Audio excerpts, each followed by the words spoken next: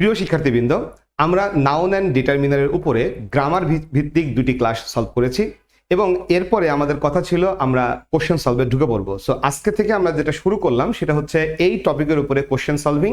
অর্থাৎ আমরা প্রথমে যেটা করব সেটা বিগত বছরের কোশ্চেন সলভ করব এবং তারপরে প্র্যাকটিস কোশ্চেনগুলো সবগুলো সলভ করে দেবো ইনশাআল্লাহ। আশা করি আমরা আগের দুটি ভিডিও দেখে ফেলেছি, যেটার প্রথমে ছিল নাউন অ্যান্ড ইটস ক্লাসেস এর উপরে একটি ভিডিও, তারপর দ্বিতীয় ভিডিওটি ছিল কাউন্টেবল এবং আনকাউন্টেবলের উপরে। সো এই দুই ভিডিও যদি ঠিক মতন দেখে থাকি তাহলে আজকের কোশ্চেন সলভিং দেখতে এবং বুঝতে কোনো সমস্যা হবে না বলে আমি বিশ্বাস করি। সো আমরা চলে যেতে চাই আমাদের ক্লাসের ভিতরে। সো আমাদের প্রথম যে কোশ্চেনটি সেটা হচ্ছে I must acknowledge I have dash notion of what it means to be pleasant to everyone. প্রথমত এই যে এখানে একটি শব্দ আছে নোশন, আমরা যদি একটু লক্ষ্য করি এখানে তিনটা ওয়ার্ডের কাউন্টেবল আনকাউন্টেবল উভয়ের সাথে বসে এরকমের একটা ওয়ার্ড সাম, আর এই দুটো বসে শুধু আনকাউন্টেবলের সাথে, আর মেনি বসে হচ্ছে কাউন্টেবলের সাথে। সো আমরা শিখেছি এরপরে যদি কাউন্টেবল নাউন আসে তাহলে সেটা কিন্তু প্লুরাল হবে। সো এইখানে কমপক্ষে প্লুরাল দেখা যাচ্ছে না, এটা বুঝতে পারলাম। সো আমরা ধারণা করে নিলাম যে এখানে মেনি হবে না, কিন্তু এখানে সাম হতে পারে, এখানে লিটিল হতে পারে, এখানে মাছ হতে পারে। তার কারণ নোশন কাউন্টেবল আনকাউন্টেবল যেটাই হোক না কেন এখানে এখন তিনটাই উত্তর হওয়ার সুযোগ আছে। সো এখন নোশন শব্দের অর্থ কি? নোশন শব্দের অর্থ হলো ধারণা। আই মাস্ট অ্যাকনোলেজ, আমাকে স্বীকার করে নিতে হবে, আমাকে মেনে নিতে হবে যে আমার আছে ড্যাশ নোশন। এখন আমার ধারণা কতটুকু আছে, ধারণা কিন্তু গোনা যায় না, যেহেতু ধারণা গোনা যায় না তাহলে এটা আনকাউন্টেবল নাউন। সো আমরা যদি বলি লিটিল মানে খুবই সামান্য, নাই বললেই চলে, আর মাছ মানে অনেক আছে, সো আর সাম মানে খুব বেশিও না কমও না, মাঝামাঝি আছে। সো এখন কথা হলো এই নোশন কতটুকু আছে, আমার ধারণা বা বিশ্বাস কতটুকু আছে। নোশন শব্দের অর্থ ধারণা অথবা বিশ্বাস, যেটা একটা আনকাউন্টেবল নাউন। আনকাউন্টেবল নাউনের পূর্বে সামও বসে, আনকাউন্টেবল নাউনের পূর্বে মাছ ও লিটিলও বসতে পারে, কারণ সাম হচ্ছে ওই সকল ডিটারমিনার যারা কাউন্টেবল আনকাউন্টেবল উভয়ের আগেই বসতে পারে। এখন আমরা সামটাকে না দিয়ে মাছটাকে না দিয়ে উত্তর কেন লিটিল করব সেটা হলো কথা। যেহেতু আমি স্বীকার করে নিচ্ছি, আমি মেনে নিচ্ছি, অ্যাকনলেজ করতেছি, মানতেছি বিষয়টা, তার মানে আমি কি কখনো মানি যে আমার অনেক আছে এটা মেনে নিই, নাকি আমরা মেনে নিই আমাদের মানে যেটা আমাদের পরিমাণে কম থাকে সেটাকে আমরা মেনে নিই। অর্থাৎ আমি মেনে নিচ্ছি আমার এখানে হীনমন্যতা আছে, আমি মেনে নিচ্ছি আমার এখানে এই জ্ঞানের ঘাটতি আছে। এইভাবে যখন কম বিষয়টা থাকে সেটাকেই আমরা মেনে নিই, অ্যাডমিট করি। ফলে এই জায়গাটায় কিন্তু বেশি হওয়ার কোনো সুযোগ নেই, এখানে কিন্তু মাঝারি হওয়ারও সুযোগ নেই। আমরা মেনে নিচ্ছি আই মাস্ট অ্যাকনোলেজ যে আমাদের ধারণা আছে খুবই কম, নাই বললেই চলে। ফলে এই কারণে আমরা উত্তরটা কিন্তু লিটিল দিচ্ছি, অর্থাৎ সি নাম্বারটা। চলে আসে 2 নম্বরে, হুজ বুক ইজ দ্যাট, ওইটা কার বই। এখন অপশনগুলো খেয়াল করলে দেখা যাবে যে এইখানে একটা ঘটনা আছে অ্যাপোস্ট্রফি দেওয়া, এখানে আবার অ্যাপোস্ট্রফি দেওয়া ঘটনা নাই, এখানে আবার আছে। সো প্রথমে ডিসাইড করতে হবে অ্যাপোস্ট্রফি দিব কিনা। সো এটা কিন্তু প্রোনাউনের পড়া, আমি যদি ইটের সাথে অ্যাপোস্ট্রফি দেই তাহলে এটার মানে হচ্ছে এইখানে একটা ভার্ব আছে, তার মানে এটা হতে পারে ইট ইজ, অথবা পাস্ট টেন্স হলে হতে পারে ইট ওয়াজ, তার মানে একটা ভার্ব আছে এখানে। তো যদি বলা হয় এটা কার বই, তার মানে বলবো ইট ইজ মিতার বই। সো এখানে একটা ভার্ব আছে, ফলে আমরা কিন্তু এইটাকে দিতে পারি না। এবার চলে আসি ইট ইজ, এরপরে কি হবে? এরপর এটা হলো মিতার, তাহলে আমাকে লিখতে হবে মিতা একজন মানুষ, তার সাথে মিতার বই, তাহলে অ্যাপোস্ট্রফি এস মিতার, তাহলে ইট ইজ মিতাস, তার মানে ইটস মিতাস, ইটস মিতাস। উত্তর হবে সি নাম্বার। ইহা হয় মিতার বই, আমরা লিখি এভাবে ইট ইজ মিতাস বুক। এখন যেহেতু প্রোনাউনের কথা এটা, সো প্রথমত এই ইট আর ইজ একসাথে হয়ে গেল ইটস, আর মিতাস বই, বই শব্দটা আমরা আগে বলছি, প্রশ্নে বলছি যেটা কার বই। সো এই বুক শব্দটা রিপিট করলাম না, অর্থাৎ এখানে যখন আমি লিখবো ইটস মিতাস, এর মানে হচ্ছে এই মিতাস হচ্ছে একটা পসেসিভ প্রোনাউন, বা আমরা বলতে পারি এটা হচ্ছে একটা double possessive.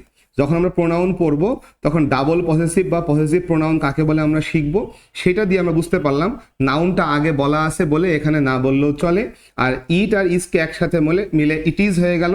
So it's so সঠিক উত্তর হলো ইটস মিতাস।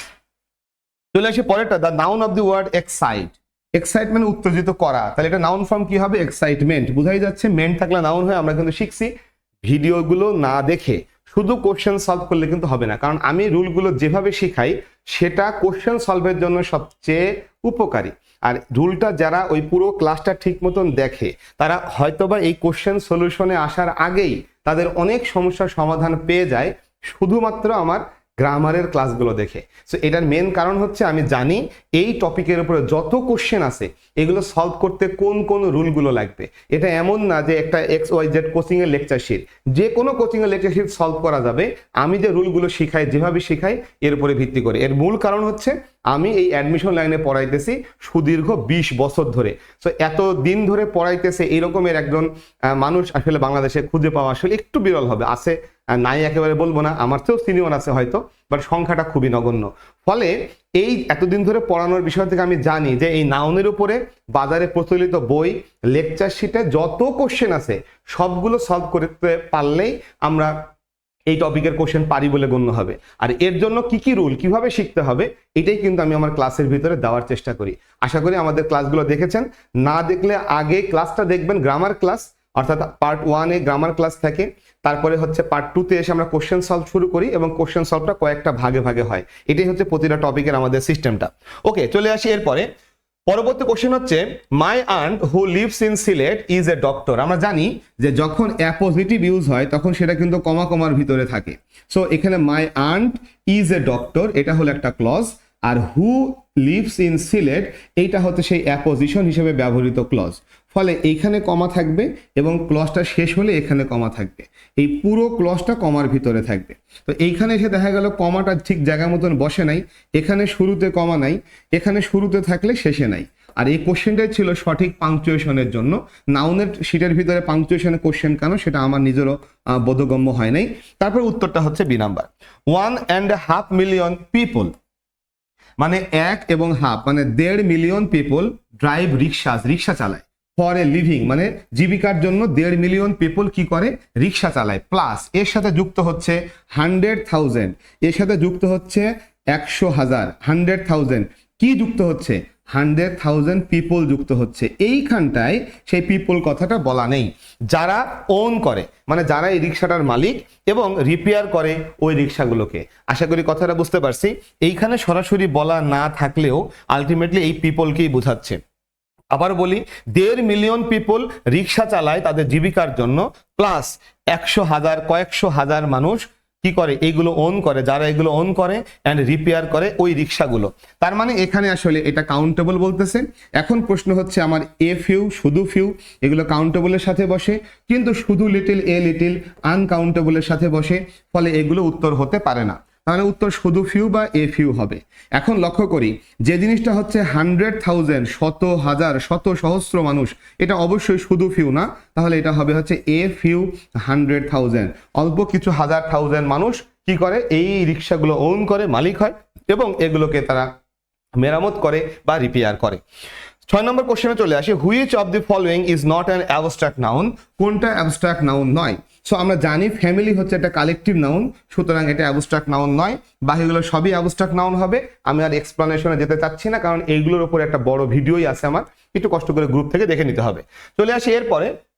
পরবর্তী কোশ্চেন হচ্ছে complete the following sentence, Nasrin an interior decorator design শূন্যস্থান। তাহলে নাসরিন একজন মানুষের নাম, সে একজন ইন্টেরিয়র ডেকোরেটর মানে যে হচ্ছে ঘরের ভিতরের সাজসজ্জার কাজ করে এরকম মানুষ, সে নকশা করে।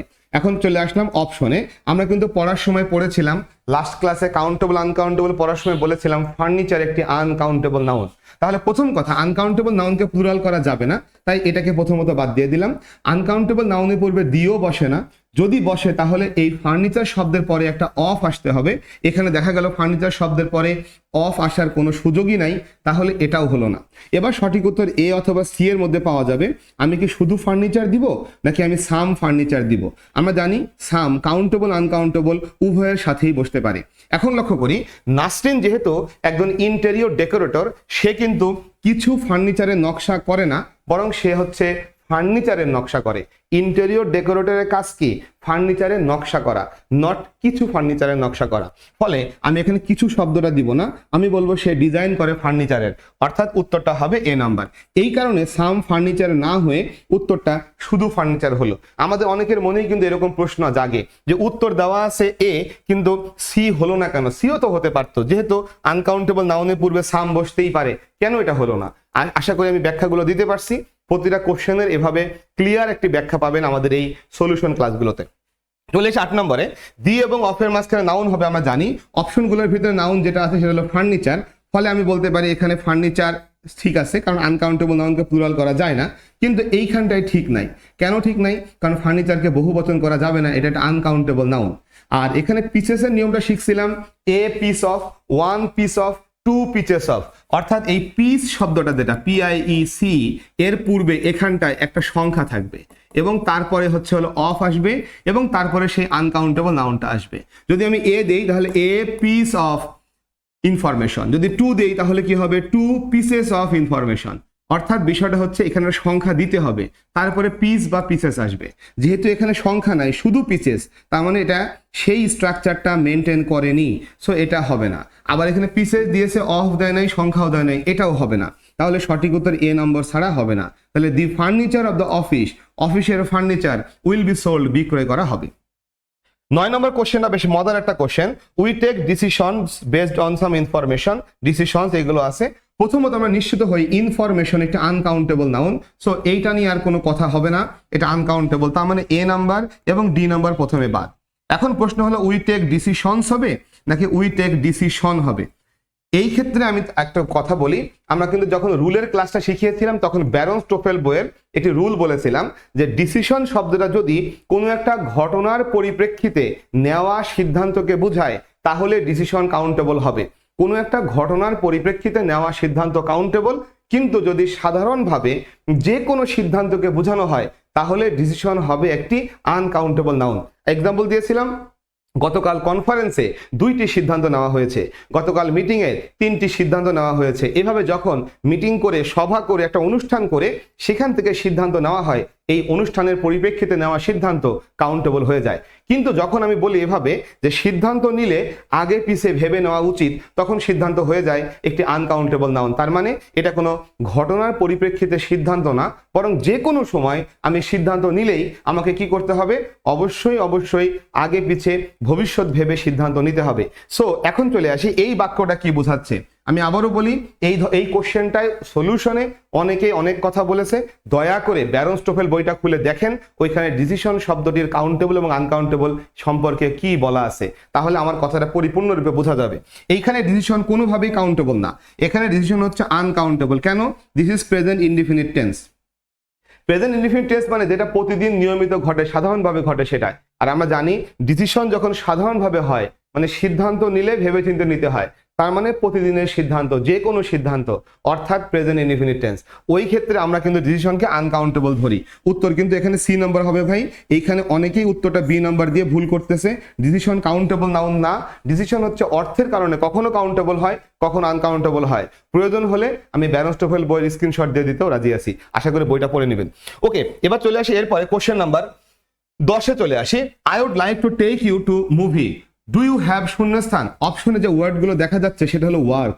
আমি বলেছিলাম ওয়ার্ক শব্দটি একটি আনকাউন্টেবল নাউন হবে যখন তোমার কাজ, আমার কাজ, সাধারণ মানুষের কাজ, আমজনতার কাজ বোঝাবে। কিন্তু ওয়ার্ক যদি কোনো কবি, সাহিত্যিক, শিল্পীর কাজ বোঝায় তাহলে ওয়ার্ক হয়ে যাবে একটি কাউন্টেবল নাউন। সো এখন চলে আসি, এখানে বলছে যে আজকে আমি তোমাকে নিয়ে মুভি দেখতে যাব, তো তোমার কি আজকে সময় আছে কিনা। তাহলে এই তুমি কে? এই তুমি হচ্ছে হলো সাধারণ মানুষ, অর্থাৎ আমজনতা। অবশ্যই ওয়ার্ক একটি আনকাউন্টেবল নাউন। আনকাউন্টেবল নাউনকে প্লুরাল করা যায় না, সুতরাং এই অপশনগুলো নিয়ে আমি কখনোই কোনো চিন্তা করব না। আনকাউন্টেবল নাউনের পূর্বে মেনি বসে না, মেনি বসে কাউন্টেবল নাউনের পূর্বে। তাহলে উত্তরটা এইটা ছাড়া আর কোনোটা থাকে না। চলে আসি 11 নম্বর কোশ্চেনে, there is dash on the roads today. এই কোশ্চেনটা নিয়েও অনেকের সমস্যা হয়েছে বলে আমি দেখেছি। কি সমস্যা সেটা একটু পরে বলবো। আমরা মোটামুটি পড়েছি ট্রাফিক শব্দটি আনকাউন্টেবল নাউন, কিন্তু ট্রাফিক জ্যাম হলো কাউন্টেবল নাউন। ট্রাফিক শব্দটি কি noun? Uncountable noun. Traffic jam শব্দটি কাউন্টেবল নাউন। তো যেহেতু ট্রাফিক একটি আনকাউন্টেবল, এর পূর্বে মাছ বসতেই পারে, আর ট্রাফিক আনকাউন্টেবল হওয়ায় এর পূর্বে মেনি দেওয়া যাবে না। এমনকি ট্রাফিককে বহু বচনও করা যাবে না, ফিও বসানো যাবে না। সঠিক উত্তর বি অথবা সি এর মধ্যে আছে। এইটুকু অনেকে গেছে, যাওয়ার পরে সে ভাবতেছে ভেরি এবং মাছের ভিতরে, ভেরি এবং ঠু এর ভিতরে আমরা কেন ঠু মাছকে নিলাম, কেন ভেরি মাছকে নিলাম না। এই উত্তরটি কিন্তু কোথাও পাওয়া যাচ্ছে না। অনেকে জিজ্ঞাসা করছে যে ভাই এই উত্তরটা তো বিও হতে পারতো, মাছ পর্যন্ত আমরা রুল শিখেছি, ভেরি কোথা থেকে বাদ গেল, কেনই বা এখানে ঠু আসলো। মনে রাখতে হবে আনকাউন্টেবল নাউন যদি কখনো কোনো কিছু অনেক বেশি হয় এবং সেই বেশিটা যদি বিরক্তির কারণ হয় তাহলে টু মাছ হবে। আর যদি সেটা বিরক্তির কারণ না হয় তাহলে সেটা হচ্ছে ভেরি মাছ হবে। সো এইভাবে যদি আমরা চিন্তা করি যে এটা হচ্ছে খুবই বোরিং, মানে দ্য মুভি ওয়াজ খুব বোরিং, চরম বোরিং, তাহলে কি হবে too much boring. So too much, কারণ এটা বিরক্তিকর। রাস্তায় যদি গাড়ি বেশি হয়ে যায়, ট্রাফিক মানে হচ্ছে চলমান যানবাহন, বেশি যদি হয়ে যায় এটা নিশ্চয়ই বিরক্তির কারণ হয়। সো আমরা বলবো এটা টু মাচ হবে, নট ভেরি মাচ। তাহলে ভেরি মাচ কখন হবে? আমি খুবই আগ্রহী, তাহলে কি হবে? I am very much interested. এটা কিন্তু ভালো একটা বিষয়, খারাপ না। আর যখন বলবো রাস্তায় বেশি, অতিরিক্ত বেশি গাড়ি, এটা কিন্তু নেগেটিভ। সো নেগেটিভ সেন্স দিচ্ছে, অর্থাৎ আমাকে বিরক্তির কারণ ঘটাচ্ছে, আমি তখন বলবো এটা টু মাচ হবে। এই জন্য আমরা ভেরি মাচকে না দিয়ে আমরা টু মাচকে দিলাম। সো মনে রাখতে হবে টু মাচ হচ্ছে এই পরিমাণটা বেশি যেটা হচ্ছে আমাদের জন্য বিরক্তির কারণ হয়। এবার চলে আসি 12 নম্বর কোশ্চেন। আমি কিন্তু রুল শেখানোর সময় এই কোশ্চেনের রেফারেন্স দিয়েছিলাম, এখানে কোশ্চেনটা পড়লে বোঝা যাবে। প্রতিটা অপশনে পিপল শব্দটি আছে, যেহেতু পিপল শব্দটি আছে তাহলে পিপল হচ্ছে একটা কাউন্টেবল নাউন আমরা জানি, তাহলে এর আগে লিটিল বসার কোনো সুযোগ নেই, ফলে এইগুলো লিটিল বা লেস বাদ গেল। এখন প্রশ্ন হচ্ছে আমি সেখানে ফিউ বা ফিওয়ারের মধ্যে কোনটাকে দিব, ফিউ দিব না ফিওয়ার দিব? আশা করি এই বাক্যটা পড়লে আমরা বুঝতে পারবো যে বর্তমানে অল্প সংখ্যক লোক আমেরিকার ভিসা পায়। আমি ফিউ দেই বা ফিওয়ার দেই, অর্থটা এমনই হবে বর্তমানে অল্প সংখ্যক লোক, খুবই অল্প পরিমাণ লোক আমেরিকার ভিসা পায়। বর্তমানে কম পায় তার মানে অতীতে বেশি পেত। অর্থাৎ এই বাক্যটার ভিতরে দেন না থাকলেও একটা লুকায়িত তুলনা আছে, আর এই জন্য আমরা এখানে ফিওয়ার দিব। আমি একটু স্মরণ করাই দিই, আমরা যেটা রুল পড়েছিলাম, রুলের সময় বলছিলাম যে যদি কখনো দেন থাকে তাহলে ফিওয়ার হবে, লেস হবে, এটা নিয়ে কোনো ঝামেলা নাই। কিন্তু যদি দেন না থাকে কিন্তু অপশনে ফিওয়ার থাকে, আমাকে বাক্যটি বাংলা করে দেখতে হবে এই বাক্যের মধ্যে লুকায়িত কোনো তুলনা আছে কিনা। যদি থাকে তাহলে সেটা কিন্তু আমরা ফিওয়ার বা লেস থেকে উত্তর করব। আশা করি রুলটা আমাদের আগের ক্লাসে ছিল, একটু কষ্ট করে দেখে নিতে হবে, কারণ ওখানে রুলের ক্লাসটা একটু সাইজে বড় ছিল। অনেকেই হয়তো পুরো ক্লাসটা দেখবেন আমি জানি, কারণ মানুষ চায় অল্প একটু পয়রা বিশাল সফলতা অর্জন করতে। মনে রাখতে হবে ভাই, সফলতা অর্জনের কোনো শর্টকাট রাস্তা নাই। সো কেউ যদি শর্টকাটে সফল হতে চায় তাহলে নিশ্চিত থাকেন ভাই তার জন্য বিশাল একটা গর্ত অপেক্ষা করছে, ধপ্পাস করে পড়বে, জীবনের সফলতা লাভের যে স্বপ্ন পুরোটাই ধূলিসাৎ হয়ে যাবে। ফলে সফলতা লাভের জন্য আমরা যেন কেউ শর্টকাটের পিছে না ছুটি। 2 লাইন পরে আমরা যদি ভাবি যে আমরা ঢাবিয়ান, রাবিয়ান, চবিয়ান, জবিয়ান হয়ে যাব, ভাই এটা হবে না ভাই। আমাকে অবশ্যই শ্রম দিতে হবে, পরিশ্রম করতে হবে, যতটুকু সাধ্য আছে ততটুকু, আর ফলাফলের জন্য আল্লাহ তাআলার উপরে ভরসা করতে হবে। আশা করি আমাদের সাথে থাকবেন। চলে আসি এরপরে question number 13। The police have collected শূন্যস্থান ইনফরমেশন, যে শব্দটি আছে আমরা জানি এটি আনকাউন্টেবল নাউন, তাহলে আনকাউন্টেবল নাউনকে প্লুরাল করা যায় না, তাই আমরা এইগুলোকে বাদ দিয়ে দিলাম। আনকাউন্টেবল নাউনের পূর্বে মেনি বসে না, তাই এটাকে বাদ দিয়ে দিলাম। এ লট অফ কাউন্টেবল আনকাউন্টেবল উভয়ের পূর্বেই বসতে পারে, তাই সি নম্বরকে উত্তর করে ফেললাম। এই কোশ্চেনটা কিন্তু আমরা রুল শেখার সময় শিখেছিলাম যে উইল ফেস মানে মুখোমুখি হওয়া, তাহলে ভার্বের পরে জায়গাটা কার? অবজেক্টের, আর অবজেক্ট হিসেবে কে বসে? নাউন বসে। অপশনে একটাই মাত্র নাউন আছে, তাই সঠিক উত্তরটা বি নম্বর দেওয়া ছাড়া আর কোনো রাস্তা ছিল না। ইবল যে শব্দটা দেখা যাচ্ছে এটা হলো অ্যাডজেক্টিভ, আর এলওয়াই থাকলে সেটা হয় হচ্ছে অ্যাডভার্ব সাধারণত, ফলে আলটিমেটলি এখানে নাউন দরকার ছিল, টিওয়াই ছাড়া রাস্তা ছিল না। চলে আসি পরবর্তী কোশ্চেন। পরবর্তী কোশ্চেনটা হচ্ছে 15 number. Although southern California is densely populated dash leave in the northern part of the state. প্রথমত অপশনগুলোর ভিতরে যেহেতু পিপল কথাটি আছে, আমি একটু আগেই বলেছিলাম এক বচনে সেটা হয় হচ্ছে পার্সন, আর এটাকে বহু বচন করলে সেটা হয় হচ্ছে পিপল। তার মানে এই পিপল শব্দটি বহু বচনে আছে, আর আমরা শিখেছি প্রশ্নে যেটা প্লুরাল দেওয়া থাকবে সেটাকে কাউন্টেবল ধরে আগাতে হবে, অর্থাৎ এরা হচ্ছে কাউন্টেবল নাউন। তাহলে কাউন্টেবল হলে মেনি পিপল এখানে হতে পারে, অনলি এ ফিউ পিপল হতে পারে, তার মানে এই দুটো হওয়ার সুযোগ আছে। সাম অফ দি পিপলও হতে পারে, তাই এটা হওয়ারও সুযোগ আছে, কিন্তু লিটিল পিপল হওয়ার কোনো সুযোগ নেই, তার কারণ আনকাউন্টেবল নাউনের পূর্বে লিটিল বসে, কাউন্টেবল নাউনের পূর্বে লিটিল বসে না। এখন প্রশ্ন হলো অনলি এ ফিউ পিপল দিব নাকি মেনি পিপল দিব নাকি সাম অফ দি পিপল দিব, ডিপেন্ড করবে আমাদের এই কোশ্চেনটাই কি চাইতেছে তার উপরে। সো যদি বলি মেনি পিপল তার মানে অনেক লোক, যদি বলে সাম অফ দি পিপল তার মানে অল্প কিছু লোক, আর যদি অনলি এ ফিউ বলি সামান্য কিছু লোক মানে খুবই কম, তার মানে সবচেয়ে কম, মাঝামাঝি, সবচেয়ে বেশি। তাহলে আমাকে জানতে হবে এই বাক্যটায় কতজন লোকের কথা বলছে। এখানে লক্ষ্য করি যদিও বলা আছে অলদো, তাহলে অলদো দক্ষিণ ক্যালিফোর্নিয়ায় কি আছে? ঘনবসতি, তার মানে এখানটায় অনেক লোক বসবাস করে, ঘনবসতিপূর্ণ। Densely populated. দোয়াল দো বলতেছে তার দুই অংশ পরস্পর বিপরীত কথা বলে, তাহলে যেহেতু এখানে বলা হচ্ছে ঘনবসতি মানে প্রচুর লোক বসবাস করে, তাহলে এর বিপরীতটা হবে খুব কম লোক বসবাস করে, অর্থাৎ only a few people live in the northern part of the state. আশা করি বুঝতে পারছি দো অলদো এই ধরনের জিনিসগুলো যখন দুইটা ক্লজকে যুক্ত করে পরস্পর বিপরীত অর্থ হয়, এবং এই ধরনের কথাগুলো আমরা এইচএসসি লেভেলে সেন্টেন্স কমপ্লিটিং এর মধ্যে শিখে থাকি, দো অলদো কিভাবে আমাদের বাক্য গঠন করতে সহায়তা করে সেই ক্ষেত্রে। সো আশা করি আমরা বুঝতে পারলাম যে এখানে ছিল ঘনবসতিপূর্ণ ডেন্সলি পপুলেটেড অনেক জনগণ, তাই পরের অংশ হবে হচ্ছে অল্প অল্প জনগণ। তাহলে এখানে মেনি হবে না, কতিপয় হবে না, অল্প জনগণ ইংরেজি হচ্ছে এ ফিউ পিপল। 16 নম্বর কোশ্চেন লক্ষ্য করি, can be grown on arid land. Arid শব্দের অর্থ হচ্ছে শুষ্ক, নিষ্ফলা, ব্যারেন, অর্থাৎ যেখানে কোনো ফসল ফলে না এরকম একটা জমি। তো এরকম জমিতে ড্যাশ ক্যান বি গ্রোন। আমরা জানি অনলি দিলে সেখানে একটা এ দিতে হবে, পরে কি আছে দেখার প্রয়োজনই বোধ করলাম না। অনলি দিলে এ ফিউ দিতে হবে, পরে কি আছে লেখার প্রয়োজন বোধ করলাম না। এখন চলে আসি অনলি এ লিটিল, এইটুকু ঠিক আছে, অনলি এ ফিউ এইটুকু ঠিক আছে। তো আমরা জানি যে অনলি এ লিটিল বসে আনকাউন্টেবল নাউনের পূর্বে, আনকাউন্টেবল নাউনকে প্লুরাল করা যায় না, কিন্তু লক্ষ্য করি এখানে ক্রপকে বহু বচনে ক্রপস করে দিয়েছে, তার মানে এটাও হতে পারে না। আনকাউন্টেবল নাউনের পূর্বে অনলি এ লিটিল বসে ঠিক আছে, কিন্তু আনকাউন্টেবল নাউন তো সিঙ্গুলার ফর্মে থাকে, এটা তো প্লুরাল, তার মানে আলটিমেটলি এইটা এখানে হওয়ার কোনো সুযোগই নেই। তাহলে সঠিক উত্তর ডি ছাড়া আর কোনোটা হতে পারে না। চলে আসি পরে, dash of this room will be sold. এই রুমের কিছু একটা বিক্রয় হবে। এখানে প্রথমে যে শব্দগুলো দেখা যাচ্ছে প্রসেশন, এই প্রসেশন মানে হচ্ছে মিছিল, অর্থাৎ আমরা যে মিছিল করি সেটা ইংরেজি হচ্ছে প্রসেশন। ফলে এটা আনকাউন্টেবল নাউন, এটাকে বহুবচন করা যায় না। এখন এই রুমের কিছু একটা বিক্রি হবে, তাহলে এই রুমের মিছিল বিক্রি হবে, এটা কি হইতে পারে কোনোদিন? হইতে পারে না, তার মানে এই দুটো আসলে বাদ। এখন এখানে চলে আসি পজেশন এবং পজিশন। একটা রুমের কি বিক্রি হয়, একটা জায়গার কি বিক্রি হয়?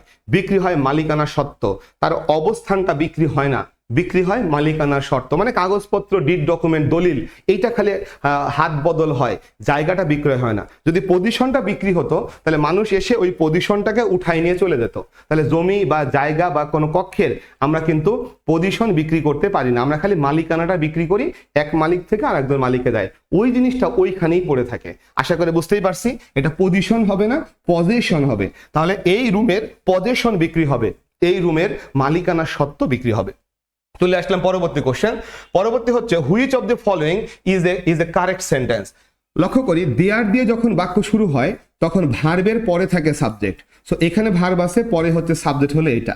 যেহেতু এখানে লেসন্স দেখা যাচ্ছে তাহলে এখানে ইজ হতে পারে না, যেহেতু এখানে লেসন্স দেখা যাচ্ছে তাহলে আর হতে পারে, এখানে লেসন দেখা যাচ্ছে তাহলে এখানে ইজ হতে পারতো, অর্থাৎ এইগুলো হলো না। তাহলে সঠিক উত্তর বি নম্বর ছাড়া আর কোনো রাস্তা নেই। এখানে বলে রাখি নো শব্দটার পরে নাউনটা সিঙ্গুলার প্লুরাল দুটাই হতে পারে, অর্থাৎ দুটোই সঠিক। ফলে এখান থেকে নো এর সাথে মিলায়ে কিছু বের করার সুযোগ ছিল না। এই কোশ্চেনটা মূলত নাউনের কোশ্চেন না, এটা মূলত হচ্ছে সাবজেক্ট ভার্ব এগ্রিমেন্টের কোশ্চেন। সো এটা আসলে এখানে দেওয়া ঠিক হয় নাই, তারপরেও এখানে দিয়েছে, আমরা সলভ করে দিলাম। এটা নো এর কোশ্চেন না, নো শব্দটার পরে নাউনটা কাউন্টেবল হয়, আনকাউন্টেবল হয়, সিঙ্গুলার হয়, প্লুরাল হয়। সো এই হচ্ছে বিষয়টা। চলে আসি 19 নম্বরে, which of the following pairs expresses A relationship different from the rest of the terms in their parts of speech. তার মানে পার্টস অফ স্পিচের উপর ভিত্তি করে এখানে প্রতিটা অপশনের যে জোড়া আছে এই জোড়ার ভিতরে কোন জোড়াটা ভিন্ন সেটা আমাকে বের করতে হবে।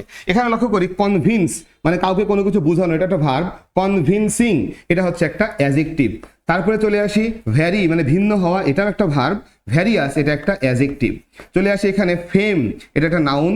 ফেমাস এটা হচ্ছে একটা অ্যাডজেক্টিভ। চলে আসি পারসুয়েট এটা হচ্ছে ভার্ব। পারসুয়েসিভ এটা একটা অ্যাডজেক্টিভ। তারপরে ইকোনোমাইজ এটা হলো ভার্ব। ইকোনমিক এটা হচ্ছে একটা অ্যাডজেক্টিভ। এখন আমরা যদি দেখি সবগুলো অপশনে verb adjective, verb adjective, verb adjective, প্রতিটা জোড়া এইভাবে তৈরি হয়েছে, শুধু একটা জোড়া নাউন অ্যাডজেক্টিভ হয়েছে। আর কোশ্চেনে বলছে কোন জোড়াটা আসলে ভিন্ন রিলেশনশিপ প্রকাশ করে সেই জোড়াটা খুঁজতে হবে। তাহলে আমাদের উত্তরটা হচ্ছে এই জোড়াটা, তার কারণে এই জোড়ায় নাউন অ্যাডজেক্টিভ রিলেশন, বাকিগুলাই ভার্ব অ্যাডজেক্টিভ, ভার্ব অ্যাডজেক্টিভ। আশা করি এই কোশ্চেনে যাদের সমস্যা ছিল তারা একেবারেই ক্লিয়ার হয়ে যাওয়ার কথা। চলে আসি পরবর্তী কোশ্চেন নাম্বার হচ্ছে 20 I had a enjoyable time, এখানে যে ওয়ার্ডগুলো লেখা আছে কোন ওয়ার্ডটাই ভুল আছে সেটা বের করতে হবে।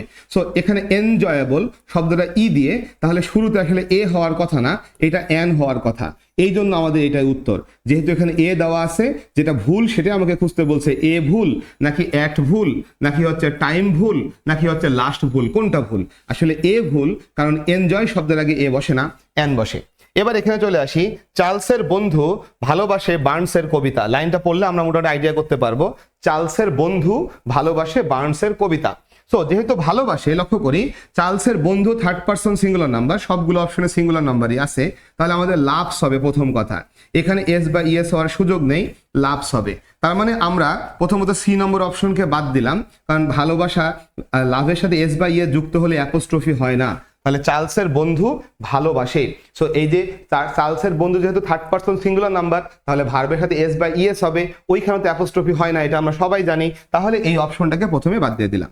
এবার চলে আসি চার্লসের বন্ধু, চার্লসের বন্ধু, তাহলে আমাকে অবশ্যই একটা অ্যাপোস্ট্রফি, মানে এস এর আগে অ্যাপোস্ট্রফি বা এস এর পরে অ্যাপোস্ট্রফি, একটা কিছু দিতে হবে। সো যখন আমরা নাউনকে কি করি, নাউনকে পসেসিভ করি, তখন নাউনের ক্ষেত্রে একটা অ্যাপোস্ট্রফি এস দেই। কিন্তু যদি কোনো নাউনের শেষে একটা এস থাকে, যেমন আমাদের এখানে মানুষটার নাম হচ্ছে চার্লস, তাহলে মানুষের নামই হলো চার্লস, তাহলে এখানে আমরা যে কাজটা করতে পারি, শেষে একটা অ্যাপোস্ট্রফি দিতে পারি, অথবা অ্যাপোস্ট্রফির পরে একটা এসও দিতে পারি, দুইটাই সঠিক, কিন্তু আমাকে অ্যাপোস্ট্রফি দিতে হবে। এইখানে কোনো অ্যাপোস্ট্রফির অস্তিত্ব নাই, তাহলে এটা বাদ। সো এইখানে অ্যাপোস্ট্রফি আছে, তার মানে এটা হতে পারে, এটাকে রেখে দিই। তাহলে চার্লসের ফ্রেন্ড ভালোবাসে বার্নসেস পোয়েমস, বার্নের কবিতা ভালোবাসে। এখন চার্লসের ফ্রেন্ড ভালোবাসে বার্নসের কবিতা, যেহেতু এখানে বার্নসের কবিতা, তাহলে আমাকে অবশ্যই কি করতে হবে, আবার অ্যাপোস্ট্রফি দিতে হবে। এখানে কোনো অ্যাপোস্ট্রফি নেই, তাহলে এইটাও বাদ পড়ে গেল। তাহলে সঠিক উত্তর ডি নম্বর ছাড়া আর কোনোটা হয় না। চার্লসের বন্ধু ভালোবাসে বার্নসেস পোয়েম, বার্নসের কবিতাগুলো, সঠিক উত্তর হলো ডি নাম্বার। সো এটা হচ্ছে আমরা নাউনকে কিভাবে পজিটিভ বানাই তার উপরে এই ধরনের কোশ্চেনটি হয়ে থাকে। চলে আসি পরবর্তীতে, আমাদের পরবর্তী হচ্ছে ঢাকা বিশ্ববিদ্যালয় কোশ্চেন শেষ করে ফেললাম, অন্যান্য ভার্সিটির কি কোশ্চেনগুলো আছে আমরা সেগুলো এখন সলভ করা শুরু করব। চলে আসি আমাদের প্রথম কোশ্চেনটা, which of the following is correct, নিচের কোনটি সঠিক? অপশনে ফার্নিচার দেখে আগে ঘোষণা করলাম এটা প্লুরাল করা যায় না, আনকাউন্টেবল নাউন, এটাকে দেখে ঘোষণা করলাম প্লুরাল করা যায় না, আনকাউন্টেবল নাউন। এবার চলে আসে এখানে, I need to buy some, countable uncountable উভয়ের পূর্বেই বসে, তাহলে I need to buy some furniture হতে পারে, তাহলে সঠিক উত্তরটা হলো বি নাম্বার। কিভাবে হলো? সাম কিন্তু কাউন্টেবল নাউনের আগে বসলে কাউন্টেবল নাউনটা প্লুরাল হয়, আনকাউন্টেবল নাউনের আগে বসলে আনকাউন্টেবলকে প্লুরাল করা যায় না, তাই সিঙ্গুলার হয়। আমি কিন্তু বলেছিলাম সাম বুকস হয় অথবা সাম ওয়াটার হয়। সো এখানে সাম ফার্নিচার, এটা সঠিক এক্সপ্রেশন। ওকে, 2 নম্বরে চলে আসি, choose the correct option. All the furniture, আমি বলছিলাম অলের পরে অফের প্রয়োজন হয় না, সরাসরি দি চলে আসতে পারে, সো এখানে কোনো সমস্যা নেই, অল দি ফার্নিচার ঠিক আছে। এবার ফার্নিচার রেখে দেখলাম ফার্নিচার তো আনকাউন্টেবল নাউন, তাহলে ফার্নিচার্স হবে না, তাহলে অল দি ফার্নিচার এটা হতে পারে, কিন্তু অল দি ফার্নিচার্স হতে পারে না, অল দি ফার্নিচার্স হতে পারে না। এবার চলে আসে অল দি ফার্নিচার হতে পারে। এখন অল দি ফার্নিচার যখন বললাম এটা সিঙ্গুলার, তাহলে ভার্বটা কি হবে? সিঙ্গুলার। এখানেও লক্ষ্য করি, এটা তো এগুলো তো আগেই বাদ চলে গেছে, অল দি ফার্নিচার ভার্বটা হলো প্লুরাল, তাহলে সঠিক উত্তরটা এটা হবে না, কারণ অল দি ফার্নিচার এটা সিঙ্গুলার, ভার্বটা হবে হ্যাজ বিন, কারণ হ্যাজ বসে থার্ড পারসন সিঙ্গুলার নাম্বারের সাথে, তাহলে সঠিক উত্তর কত নাম্বার হলো? এ নাম্বারটা হয়ে গেল। আশা করি কোনো কোশ্চেন বুঝতে সমস্যা হচ্ছে না। আমার ভিডিওগুলো দেখার পরেও যদি কারোর কোনো কোশ্চেন বুঝতে সমস্যা হয় দয়া করে আমাকে অবশ্যই জানাবেন। পরবর্তী কোশ্চেন নাম্বার হলো 3, there has been a sharp rise in the, এই আন্ডারলাইন করা ওয়ার্ডটা কি? আর্টিকেল আর এই যে প্রিপজিশন, এই পাশে আর্টিকেল এই পাশে প্রিপজিশন, কয়টা ওয়ার্ড? 2টা, তাহলে শেষেরটা কি হবে? নাউন, তার আগেরটা কি হবে? অ্যাডজেক্টিভ, তার মানে এখানে রাইজ শব্দটা হবে একটা নাউন। আইডেন্টিফাই দি ইনকারেক্ট পার্ট, এই যে কোশ্চেনটা দেখা যাচ্ছে এই কোশ্চেনের ক্ষেত্রে আসলে বেশিরভাগ ক্ষেত্রে এই কথাটা বলা থাকে না, কারণ এই কোশ্চেনের চেহারা বলে দেয় যে কি চাইতেছে। এই ধরনের কোশ্চেনকে আমরা বলি পিন পয়েন্ট ইরর, তার মানে এই অংশ এই অংশ এই অংশ এই অংশ। পরীক্ষার প্রশ্নে কিন্তু এরকম সাদা আর হলুদ মিশায় লেখা থাকবে না, সব এক কালারে কালো কালারে লেখা থাকবে। বাট আমাকে মাথায় রাখতে হবে এই যে নিচে যখন ABCD দেওয়া আছে, এই আন্ডারলাইন এই যে অংশটুকু আন্ডারলাইন অংশটুকু, এই অংশটুকুর মধ্যে ভুল আছে কিনা খুঁজতে হবে, কোনটার মধ্যে ভুল আছে আমরা সেই ভুলটাকে আমাদের উত্তর হিসাবে নিব আর কি, মানে আমরা সঠিক উত্তর খুঁজবো না, কোন অংশটা ভুল সেটা খুঁজবো। লক্ষ্য করি এইখানে এসে আমরা দেখতে পেলাম শুধু 1000 আছে, তো আমরা শিখছিলাম থাউজেন্ড যদি একা থাকে, 100, 1000, মিলিয়ন, বিলিয়ন, এদের আগে সংখ্যা নাই, শুধু 100 আছে, তখন আমাকে লিখতে হয় হান্ড্রেডস অফ, থাউজেন্ডস অফ। আর যদি এদের আগে সংখ্যা থাকে 100, 100, 200, 200, নট 200s। আমরা কিন্তু এটা আগের ভিডিওতে দেখেছি, আমরা এই রুলটা শিখিয়েছি। যদি কারোর এখনো সমস্যা থাকে আগের ভিডিওটা দয়া করে দেখে আসেন। ফলে এইখানটায় 1000 অফ আছে, এখানে আসলে হওয়ার কথা ছিল থাউজেন্ডস অফ, এই জন্য আমরা বললাম এইটাই কিন্তু আমাদের উত্তর, যেটা ভুল সেটা আমাদের উত্তর, এটা হবে থাউজেন্ডস অফ ইয়ার্স। পরবর্তী কোশ্চেনে চলে আসি, question number 5, wisdom is better than strength. Strength কোন ধরনের নাউন? বোঝাই যাচ্ছে স্ট্রেংথ হলো একটা অ্যাবস্ট্রাক্ট নাউন। সো এটাকে আমরা চোখে দেখি না, কানে শুনি না, জিহ্বা দিয়ে স্বাদ নেই না। আমি বলছিলাম অ্যাবস্ট্রাক্ট নাউন মানে ইন্দ্রিয় দিয়ে গ্রাহ্য করা যায় না, চোখে দেখি না, কানে দেখি না, কানে শুনি না, জিহ্বা দিয়ে স্বাদ দিতে পারি না, নাক দিয়ে ঘ্রাণ নিতে পারি না, এই ধরনের জিনিসকে। এবং এই যে আমাদের ত্বকে দিয়ে স্পর্শ করি ফ্যানের বাতাস, এটাও স্পর্শ করতে পারি না, এই ধরনের অনুভূতি থাকে না, আমাদের ইন্দ্রিয় দিয়ে গ্রাহ্য করা যায় না, সেটাই abstract noun. So be careful, ইন্দ্রিয় দিয়ে গ্রাহ্য করা যায় না সেটাই অ্যাবস্ট্রাক্ট নাউন। ওকে, শূন্যস্থান of what he said was very sensible, অর্থাৎ যা সে বলেছিল তা ছিল হচ্ছে কি খুবই সেন্সিবল, মানে যার অর্থপূর্ণ, মিনিং মেক করে এরকম কিছু একটা। সো খুবই সেন্সিবল ছিল যা সে বলেছিল। এখন যা সে বলেছিল এটাকে গোনা যায়?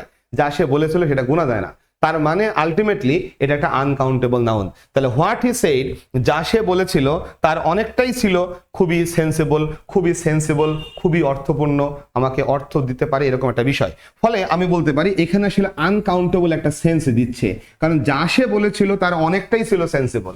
তাহলে কথা বলেছিল, এটাকে গোনা যায় না, তাহলে এটা কাউন্টেবল হওয়ার কোনো সুযোগ নেই। ফলে আমরা উত্তর করব হচ্ছে মাচ।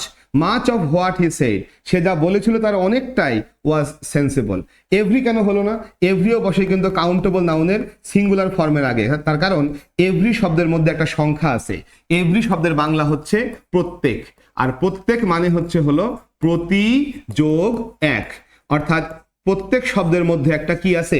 সংখ্যা আছে। ফলে এভরি শব্দের মধ্যে যেহেতু সংখ্যা আছে, এভরি বসে শুধুমাত্র কাউন্টেবল নাউনের সিঙ্গুলার ফর্মের আগে।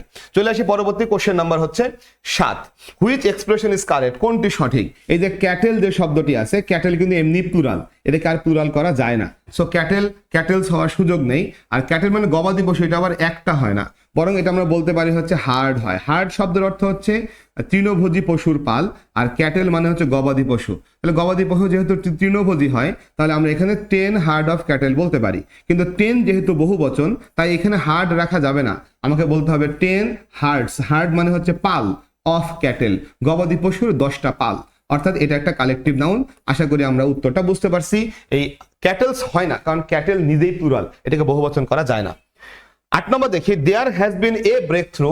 এ ব্রেক থ্রু, এ পাশে আর্টিকেল, এ পাশে ইন, তার মানে মাঝখানে ব্রেক থ্রু শব্দটা কি হবে বোঝাই যাচ্ছে এটা একটা নাউন, কারণ এ পাশে আর্টিকেল পেলাম, এ পাশে প্রিপজিশন পেলাম, আমাদের সীমানা বন্ধ হয়ে গেছে, মাঝখানে একটাই ওয়ার্ড, সেটা অবশ্যই নাউন হবে। The newspaper reports inform that women drivers have শূন্যস্থান অ্যাক্সিডেন্টস। আমি বলেছিলাম প্রশ্নে যাহা প্লুরাল তাহা অবশ্যই কাউন্টেবল হবে। তাহলে অ্যাক্সিডেন্টস যেহেতু লেখা আছে, আমরা জানি শব্দটা অ্যাক্সিডেন্ট, সেখান থেকে অ্যাক্সিডেন্টস হয়েছে, তার মানে এটা প্লুরাল হয়েছে, তার মানে এটা একটা কাউন্টেবল নাউন। কাউন্টেবল নাউন হলে লেস অথবা লিস্ট বসবে না, কারণ লিটিল যে শব্দটা আছে, এই লিটিল শব্দের কম্পারেটিভ ডিগ্রি হলো লেস, আর সুপারলেটিভ হলো লিস্ট, তার মানে সঠিক উত্তর এটা হবে না। অন্যদিকে লোয়ার যে শব্দটা আছে, লোয়ার বলতে উঁচু নিচু, মানে উঁচু হলে নিচু নিচু হওয়া, লোয়ার বোঝায়, লো মানে নিচু হওয়া, এই আকার আকৃতি। কিন্তু এখানে বলছে অ্যাক্সিডেন্টের সংখ্যা কম, তাহলে এখানে লোয়ার হওয়ার আসলে সুযোগ নেই, তাহলে আমরা এখানে উত্তর করব হচ্ছে ফিওয়ার। তাহলে অ্যাক্সিডেন্ট যেহেতু কাউন্টেবল নাউন, তাই আমরা এখানে ফিওয়ার উত্তর করলাম। চলে আসি পরবর্তী question, question number 10, the noun of universal. Universal শব্দ নাউন হবে ইউনিভার্সালিটি, আর যদি হয় ইউনিভার্স, ইউনিভার্স, ইউনিভার্স যদি হয় তাহলে হবে ইউনিভার্সিটি। ইউনিভার্সের নাউন ফর্ম হলো ইউনিভার্সিটি, ইউনিভার্সাল এটার নাউন ফর্ম হচ্ছে ইউনিভার্সালিটি। সো এটা কিন্তু একটু কনফিউজিং, অনেকে ইউনিভার্স থেকে ইউনিভার্সিটি বলে ফেলবে, ইউনিভার্স থেকে ইউনিভার্সিটি, কিন্তু ইউনিভার্সাল থেকে ইউনিভার্সালিটি। চলে আসি এরপরে পোয়েট্রি। আমি কিন্তু রুল শেখানোর সময় বলেছিলাম পোয়েম হলো কাউন্টেবল নাউন আর পোয়েট্রি হলো আনকাউন্টেবল নাউন, তাহলে এটা একটা uncountable noun. We always have a dash together in the evening. সন্ধ্যায় আমাদের সবসময় একটা ড্যাশ আছে, কি আছে? এখানে মিট হতে এটা একটা ভার্ব, তারপরে হচ্ছে হলো এই মিট মানে হচ্ছে হলো মানে মাংস, মাংসটা আনকাউন্টেবল নাউন মাংস। তারপরে মিনও হচ্ছে একটা ভার্ব, মিন মানে হচ্ছে কোনো কিছুর অর্থ হওয়া। আমাদের দরকার হচ্ছে একটা নাউন, সো এখানে আমরা দিব হচ্ছে মিল হচ্ছে নাউন। এখানে মিট দিলাম না, তার কারণ আনকাউন্টেবল নাউনের পূর্বে এ বা এন কখনোই বসে না, কিন্তু মিল হচ্ছে খাবার, এইটা গোনা যেতে পারে, একটা মিল, দুইটা মিল। আমরা যারা মেসে থাকি, হোস্টেলে থেকে, তারা কিন্তু মিল কাউন্ট করি। সো আশা করি বুঝতেই পারছি এটাকে গণনা করা যায়। চলে আসি কোশ্চেন নাম্বার 13-তে। 13 নম্বর কোশ্চেন হচ্ছে I decided not to take the course because dash too easy. Because যেহেতু একটি কনজাংশন, তো এখানে কনজাংশন হওয়ার ফলে আমাদের কিন্তু এখন লাগবে subject plus finite verb, too easy. এখন ফাইনাইট ভার্ব যদি খুঁজতে যাই তাহলে আমাকে এটাকেই নিতে হবে। এই যে ইট এরপরে অ্যাপোস্ট্রফি দেওয়া মানে হচ্ছে এটা হচ্ছে ইট ইজ, অথবা পাস্ট টেন্স হলে ইট ওয়াজ, অর্থাৎ এখানে অ্যাপোস্ট্রফির ভিতরে এরকম একটা ভার্ব আছে। আমাদের দরকার ভার্ব, তাই আমরা সঠিক উত্তর কি দিলাম? সঠিক উত্তর দিলাম হচ্ছে ইট অ্যাপোস্ট্রফি এস। 14 নম্বর দেখি, নো আর্টিকেল ইজ ইউজ। কোনো আর্টিকেল ব্যবহার করা যায় না। আমরা জানি ম্যাটেরিয়াল নাউন যেটা, সেটা কিন্তু হচ্ছে একটি আনকাউন্টেবল নাউন। আমি বলছিলাম ম্যাটেরিয়াল এবং অ্যাবস্ট্রাক্ট এই দুটো হচ্ছে আনকাউন্টেবল নাউন। যেহেতু এরা আনকাউন্টেবল নাউন, আমরা জানি আনকাউন্টেবল নাউনের পূর্বে এ বা এন কখনোই বসে না, এমনকি দিও বসে না। অনেক সময় স্ট্রাকচারের ধাক্কায় পড়ে দি আসে, বাট নর্মালি দিও কিন্তু বসে না। এই জন্য অনেক সময় বলি যে আসলে কোনো আর্টিকেলই বসে না। এই জন্য উত্তরটা হবে material noun. Cattle is a dash noun. Cattle কি নাউন? ক্যাটেল মানে গবাদি পশু। গবাদি পশু কিন্তু একটাতে হয় না, গরু, ছাগল, হাঁস, মুরগি সবকিছু মিলে গবাদি পশু। ফলে এটা হবে একটা কালেকটিভ নাউন, এবং এই ক্যাটেল শব্দটি হচ্ছে একটা প্লুরাল কালেকটিভ নাউন, বহু বচন হিসেবে বসে, মনে রাখতে হবে। চলে আসি 16 নম্বর question, noise pollution can be control in a number of. A number of আমি কি বলছিলাম? আমি শিখাইছিলাম ফিউ, মেনি, সেভারেল এবং এ নাম্বার অফ, অথবা দি নাম্বার অফ, যাই বলি না কেন, এ বা দি যাই দেই, নাম্বার অফ এরপরে কাউন্টেবল নাউনটা অবশ্যই কি হয়? প্লুরাল হয়। তাহলে এ নাম্বার অফ নাউনটা কি হবে? কাউন্টেবল এবং প্লুরাল। তাহলে এইখানটায় ওয়ে তো হবে না ভাই, এইখানটায় ওয়েজ হবে, অর্থাৎ যেটা ভুল সেটা আমাদের উত্তর, in a number of ways. অর্থাৎ আমাকে অবশ্যই নাউনটা কি দিতে হবে? প্লুরাল দিতে হবে, কারণ ফিউ বলি, মেনি বলি, সেভারেল বলি, অথবা এ নাম্বার অফ বলি, অথবা দি নাম্বার অফ বলি, এরপরে কাউন্টেবল নাউনটাকে কিন্তু অবশ্যই কিসে থাকতে হয়? প্লুরালে থাকতে হয়। 17 নম্বর কোশ্চেন দেখি, he gave me some good. এখানে যে অ্যাডভাইস শব্দটা দেখা যাচ্ছে এটা আনকাউন্টেবল নাউন, কিন্তু এখানে যে শব্দটা দেখা যাচ্ছে এস দিয়ে, এটা কিন্তু ভার্ব। আমাদের দরকার নাউন, কারণ অ্যাডজেক্টিভের পরে কে বসে? নাউন বসে। সো ভার্বগুলো বাদ দিলাম, আর অ্যাডভাইস একটি আনকাউন্টেবল নাউন, তাই এটাকে প্লুরাল করা যায় না, আমরা এটাকেও বাদ দিলাম। তাহলে সঠিক উত্তর কত নম্বর থাকলো? এ নাম্বারটা। অর্থাৎ আমরা এই কোশ্চেনের জন্য সঠিক উত্তর এ নাম্বার করে ফেললাম। চলে আসি question number 18, what is the noun of the word waste. এই কথা আমি বলছিলাম যে ওয়েস্ট শব্দের নাউন ফর্মটা কি হবে। আসলে ওয়েস্ট শব্দের নাউন ফর্ম দুইটাই হয়, ওয়েস্টও হয়, ওয়েস্টেজও হয়, দুইটাই হয়। কিন্তু আমাদের টেক্সট বই ভিত্তিক প্রশ্ন, সেখানে বলা ছিল যে নিচের ওয়ার্ডগুলির মধ্যে যারা আছে তারা সবাই ভার্ব এবং নাউন দুইটাই হতে পারে, এবং তার তালিকায় প্রথম একটা বা 2 নম্বর, 1 বা 2 নম্বরটার মধ্যে ছিল হচ্ছে এই ওয়েস্ট শব্দটা। সো আমি যখন ফার্স্ট পেপার বই পড়াবো তখন এই বিষয়গুলো দেখাবো যে ফার্স্ট পেপার বই থেকে কিভাবে পড়তে হয়। আমরা রিসেন্ট অনেকগুলো টার্মিনোলজি দেখেছি আর কি, যেটা লিটারারি টার্ম বলে আর কি, অক্সিমরন, মেটাফোর, অথবা সিমিলি, অথবা হচ্ছে হাইপারবোল, অথবা পার্সোনিফিকেশন, এই ধরনের বিষয়গুলো। সো এইগুলো নিয়ে আলাদা একটা ক্লাস নিব, তখন দেখা যাবে যে এই বিষয়গুলো একেবারে স্পষ্ট হয়ে যাবে যে আমরা আইডেন্টিফাই করতে পারি কিনা। তখন আমরা দেখবো যে আমাদের টেক্সট বইতে কিভাবে প্রশ্নগুলো আসে, কোথা থেকে আসে, টেক্সট বই হাতে কলমে ধরে ধরে দেখাবো। সো এখন চলে আসে এইখানটায়, যেহেতু টেক্সট বই থেকে নেওয়া, ফলে আমরা এখান থেকে আপাতত উত্তরটা ওয়েস্টকেই করতেছি, বাট মনে রাখতে হবে ওয়েস্টের নাউন ফর্ম কিন্তু ওয়েস্টেজও হইতে পারে, বাট আমাদের উত্তর এখানে এটা। The amphibious are of few economic importance. Economic importance মানে হচ্ছে অর্থনৈতিক গুরুত্ব, এইটা তো গণনা করা যায় না, তাহলে কি এখানে ফিউ হবে? হবে না, এইটাই ভুল আছে আর কি। তাহলে আর অফ লিটল ইকোনমিক ইম্পর্টেন্স হবে, যেটা ভুল সেটা আমাদের উত্তর। একটু বলে রাখি, এখানে হয়তোবা পিন পয়েন্ট ইরোর আকারে এসেছিল, এমন হতে পারে আমাদের পরীক্ষায় এটাকে 4টা অপশন বানিয়ে দিল, শুধু few, a few, the few, little, এরকম হতে পারে। ফলে মনে রাখতে হবে উত্তরটা কি হবে। আমি বলতেছি উত্তর বি, সাথে বলে দিচ্ছি আসলে কি হলে এটা সঠিক হতো। এটা কিন্তু হবে লিটল, অর্থাৎ are of little economic importance. চলে আসি এরপরে, the plural form of ship is শূন্যস্থান। শিপের প্লুরাল ফর্ম কি? আমরা জানি কিছু নাউন আছে যারা এক বচন এবং বহু বচনে একই রকমের দেখতে, শিপ তাদের মধ্যে একটা, তার মানে শিপ এক বচনও যেমন, বহু বচনও তেমন। পরবর্তী কোশ্চেনে চলে আসতে চাই, find out the correct sentence the scenery of Rangamati, the sceneries of Rangamati, scenery মানে দৃশ্য, রাঙামাটির দৃশ্য, এই দৃশ্য কি গোনা যায়? যায় না। তাহলে সিনারিজ, সিনারিজ হবে না, অর্থাৎ এই দুটা বাদ। এখন চলে এসে দা সিনারি হলো, অফ রাঙামাটি হলো, আর হবে না ইজ হবে। যেহেতু সাবজেক্ট হলো সিনারি, আনকাউন্টেবল নাউন, তাই সে সিঙ্গুলার, তাহলে ভার্ব তো ভাই আর হবে না। তাহলে সঠিক উত্তর হবে the scenery of Rangamati is beautiful. Identify the word that can be used as both singular and plural. নিচের কোন ওয়ার্ডটা এক বচন এবং বহু বচন দুইটাতেই ব্যবহৃত হতে পারে? ওয়ার্ডটা হলো ফিশ। আমরা যদি ফিশকে বহু বচন করি, ওয়ান ফিশ, টু হলেও কিন্তু ফিশই হবে, অর্থাৎ একটা মাছে হলো ওয়ান ফিশ, দুইটা মাছ হলো টু ফিশ। এখন কথা হলো ফিশেস কি হয় না? হ্যাঁ, ফিশেস হওয়ারও একটা জায়গা আছে, সেটা নিয়ে আমাদের আজকের আলোচ্য বিষয় না। যদি কখনো কোনো কোশ্চেনে কেউ আটকে যায়, তখন আমি জানাবো যে ফিশেস কোথায় হয়। বাট নর্মালি আমরা যে এক্সাম্পলগুলো দেখি, সেখানে এক বচনও ফিশ হয়, বহু বচনও ফিশ হয়। যেমন এক বচনে ডিয়ার হয়, বহু বচনেও কিন্তু ডিয়ার হয়। চলে আসি পরবর্তী কোশ্চেন, কোশ্চেন নাম্বার 23। আমার বন্ধু নেই বললেই চলে। আমি যখন রুল শিখিয়েছিলাম তখনই কিন্তু এই ধরনের কথাগুলো বলেছি। আমি বারবার বলতেছি, আমি রুল শিখাই সেইভাবে কোশ্চেনে সলভ করতে রুলটা লাগে যেইভাবে, যাতে আমার রুল পড়ার মধ্য দিয়েই স্টুডেন্টরা কোশ্চেনগুলো সলভ করার ভিতরে ঢুকে পড়ে অটোমেটিক। সো এটা হচ্ছে এতদিনের অভিজ্ঞতার ফলে। আমি আবারও বলি, 2005 সাল থেকে আমি পড়াইতেছি এই অ্যাডমিশন লাইনে এবং ইংলিশের সাথে সাথে জড়িত। এর মাঝখানে বিশ্ববিদ্যালয়ে শিক্ষকতা করেছি। সো এটা দীর্ঘ একটা এক্সপিরিয়েন্সের বিষয়। সো এই জায়গা থেকে আমি কিন্তু ভাবি যে একটা স্টুডেন্ট কোশ্চেনগুলো কিভাবে বললে বুঝবে, আবার এভাবেই ভাবি রুলগুলো কিভাবে বললে স্টুডেন্ট তার কোশ্চেন সলিউশনের সময় রুলগুলোকে অ্যাপ্লাই করতে পারবে। আই থিঙ্ক এই ক্লাসগুলো সবার ভালো লাগে। ক্লাস ভালো লাগলে কমেন্টে জানাতে হবে, শুধু লুকিয়ে লুকিয়ে ভিডিও দেখে গেলে চলবে না ভাই। অবশ্যই কমেন্টে জানাতে হবে, ভাই ক্লাসটা ভালো লেগেছে, বুঝতে পেরেছি।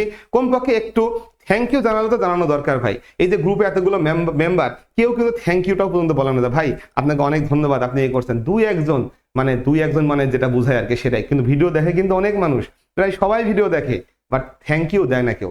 দুঃখিত ভাই, এটা আমি খুবই কষ্ট পাই বিষয়গুলো দিয়ে। আমি আপনাদেরকে হেল্প করতে চেয়েছি, বাট আপনারা সেখান থেকে একটা ধন্যবাদ পর্যন্ত দেন না, এটা হলো বাস্তবতা। ওকে, চলে আসি এরপরে। তাহলে এখানে আমরা জানি যে নেই বললেই চলে, এটা ইংরেজি হচ্ছে শুধু ফিউ। নেই বললেই চলে, কাউন্টেবল হলে শুধু ফিউ, আনকাউন্টেবল হলে শুধু লিটল। তাহলে হবে আই হ্যাভ ফিউ ফ্রেন্ডস। উত্তর হবে সি নাম্বারটা। Which of the following is always singular? নিচের কোনটা সবসময় সিঙ্গুলার? ম্যানার, এটা বহুবচন ম্যানার্স হয়। ফুট থেকে বহুবচন ফিট হয়। হ্যান্ডফুল থেকে বহুবচন হ্যান্ডফুলসও হয়। তার মানে এগুলো একটাও না। তাহলে সঠিক উত্তর কত নম্বর? সিনারি। সিনারি যেহেতু আনকাউন্টেবল নাউন, সুতরাং এর কোনো প্লুরাল নাই, এটা শুধুমাত্র সিঙ্গুলার ফর্মেই থাকে।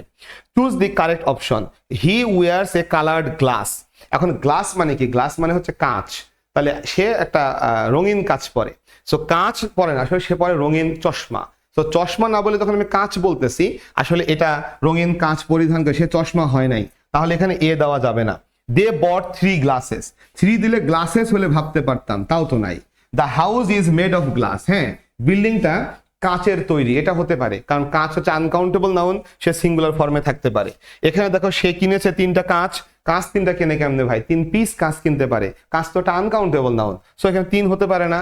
আবার দেখি মেড অফ গ্লাসেস, এই যে উইন্ডোটা কাঁচের তৈরি, কাঁচ হলো উপাদান, এটা আনকাউন্টেবল নাউন। আমি বলছিলাম গ্লাস মানে যদি কাঁচ হয় তাহলে সেটা হচ্ছে একটা আনকাউন্টেবল নাউন। গ্লাস মানে পানি খাওয়ার গ্লাস হলে শুধুমাত্র তখনই হবে সেটা কি? Countable noun. তাহলে এখানেও সেটা না, এ হবে না, এটা আনকাউন্টেবল। এটাও আনকাউন্টেবল, সংখ্যা হবে না। এটাও আনকাউন্টেবল, বহুবচন হবে না। তাহলে সঠিক উত্তর বি নম্বর ছাড়া আমাদের হাতে আর রাস্তা নেই। আশা করি আমরা বিগত বছরের কোশ্চেনগুলো সঠিকভাবে সমাধান করতে পেরেছি। এরপরেও যদি কোনো কোশ্চেনের সমস্যা থাকে আমাকে অবশ্যই জানানো যাবে। আর আমরা অতি শীঘ্রই আমাদের এই গ্রুপটার ভিতরে লাইভ সেশনের আয়োজন করব। আপনাদের যত সমস্যা, সেই সমস্যাগুলো আলোচনা করব। আলাদা করে ক্লাস থাকবে, লাইভ ক্লাস একেবারে। সো আশা করি আমাদের সাথে থাকতে হবে। শুধু একটা কাজ করতে হবে, যত বেশি সম্ভব বন্ধুদেরকে ইনভাইট করতে হবে, এই গ্রুপে অ্যাড করতে হবে। অ্যাড করার ক্ষমতা আপনাদের কাছেই আছে। বন্ধুকে ইনভাইট করবেন, বন্ধু রিকোয়েস্ট দিলে আপনি অ্যাকসেপ্ট করে দিতে পারবেন। সো আশা করি গ্রুপটা বাড়াইতে কোনো সমস্যা হবে না। সো দয়া করে বন্ধু বান্ধবীকে বাড়ান, কারণ যত বেশি গ্রুপ মেম্বার হবে তত বেশি আপনারা কিন্তু ফ্রি সাপোর্ট পাবেন। গ্রুপ মেম্বার যদি না বাড়ে তাহলে কিন্তু এই যে ফ্রি সাপোর্ট দেওয়ার যে বিষয়টা, সেটাও কিন্তু থেমে যাবে বা হুমকির মধ্যে পড়ে যাবে। কারণ যত বেশি সংখ্যক স্টুডেন্ট এখানে থাকবে, আমি ততই বেশি উৎসাহিত হব এ ধরনের সাপোর্ট দিতে। দেখা হচ্ছে পরবর্তীতে আমরা প্র্যাকটিস কোশ্চেনগুলো করব। সেই পর্যন্ত সবাই ভালো থাকবেন, সুস্থ থাকবেন। আল্লাহ হাফেজ।